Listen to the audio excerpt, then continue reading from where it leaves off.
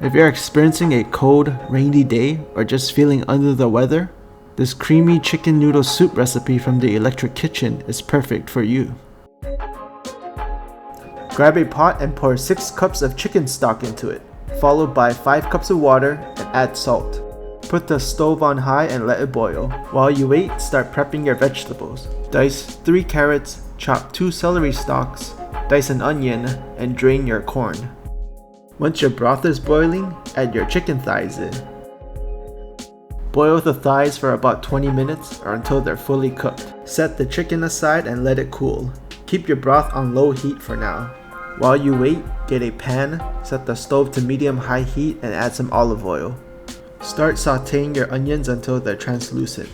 Add your celery and carrots, stir until everything is tender. Set it aside and start shredding your chicken. Add the chicken and vegetables back into the pot. Add 2 cups of egg noodle pasta and corn, and turn the heat to medium-high. Once everything is boiling again, set it back to low for 15 minutes. In a small pot, melt butter, add in a 1/3 cup of flour, then mix it.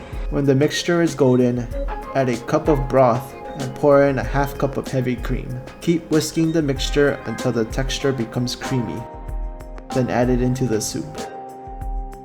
Turn the heat back up to medium-high and stir everything well. Add salt if you need to. Add in some dill, then stir it and turn off the heat. Enjoy a nice bowl of hot, creamy chicken noodle soup. For more recipes like this one, be sure to visit the Electric Kitchen.